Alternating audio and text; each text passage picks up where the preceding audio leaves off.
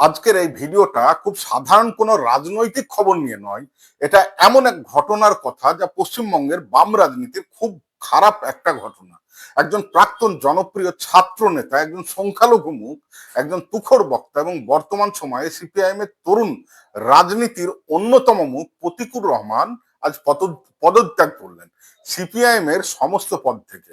কেন এই পদত্যাগ, এর প্রভাব কতটা গভীর এবং এর মানে কি শুধুই একটা ব্যক্তিগত সিদ্ধান্ত নাকি বড় কোনো রাজনৈতিক বার্তা? চলুন বিস্তারিত আলোচনা করা যাক আজকের এই প্রতিবেদনে। 2011 সালের পর থেকে যে কয়েকজন মুখ বাম ছাত্র আন্দোলনের প্রতীক হয়ে উঠেছিলেন এ রাজ্যে, তাদের মধ্যে দুটি নাম অত্যন্ত গুরুত্বপূর্ণ। এক হচ্ছে সৃজন ভট্টাচার্য, যিনি সম্পাদক হয়ে রাজ্য সম্পাদক ছিলেন, আর দুই হচ্ছে প্রতিকুর রহমান, যিনি ছিলেন রাজ্য সভাপতি। এই দুজনেই দীর্ঘ সময় ধরে এসএফআই এর রাজ্য রাজনীতিতে বাম ছাত্র আন্দোলনের মুখ ছিলেন।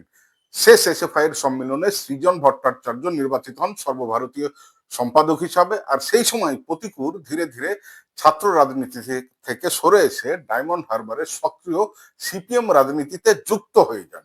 ডায়মন্ড হারবার মানেই রাজনীতিতে একটা বড় নাম এই সময়ের পর দাঁড়িয়ে।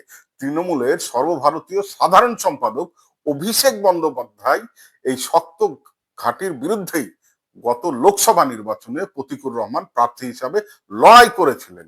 ভোটের অঙ্কে হয়তো জয় আসেনি, কিন্তু রাজনৈতিকভাবে তিনি নিজেকে প্রতিষ্ঠিত করেছিলেন একজন সাহসী, যুক্তিবাদী এবং মেধাবী তরুণ নেতা হিসাবে।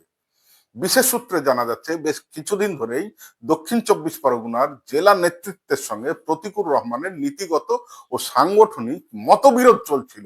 এই বিষয়গুলো নাকি তিনি লিখিতভাবে জানিয়েছেন সিপিআইএম এর রাজ্য সম্পাদক মোহাম্মদ সেলিমকেও। শুধু তাই নয়, কয়েকদিন আগেই আমরা সবাই দেখতে পেয়েছি নীতি ও রাজনৈতিক অবস্থান নিয়ে ফেসবুকে প্রকাশ্য মতবিরোধ তৈরি হয় জনপ্রিয় সিপিএম নেতা শতরূপ ঘোষ এবং এর সঙ্গে।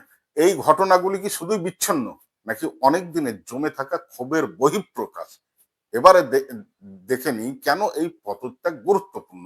এখানে একটা বিষয় খুব পরিষ্কার, সিপিআইএম আজ যে কঠিন সময়ের মধ্যে দিয়ে যাচ্ছে, ঠিক সেই সময় একজন প্রতিভাবান, শিক্ষিত, সংখ্যালঘু তরুণ নেতার দল ছাড়াটা নিশ্চিতভাবেই একটা বড় ধাক্কা সিপিএম এর কাছে।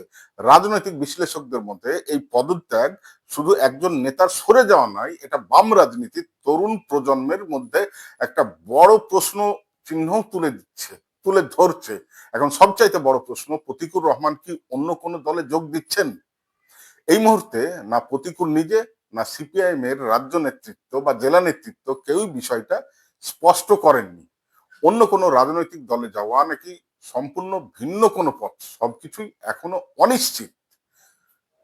তবে একটা বিষয় নিশ্চিত, প্রতিকুর রহমানের পদত্যাগ পশ্চিমবঙ্গের বাম রাজনীতিতে সহজে উপেক্ষা করার মতো ঘটনা নয়। এটা ভবিষ্যতের জন্য একটা বড় ইঙ্গিতও হতে পারে। এই ঘটনার নতুন আপডেট এলেই আমরা অবশ্যই আপনাদের জানাবো। ভিডিওটি ভালো লাগলে লাইক করুন, শেয়ার করুন এবং এমন রাজনৈতিক বিশ্লেষণ পেতে চ্যানেলটাকে সাবস্ক্রাইব করতে ভুলবেন না। ধন্যবাদ।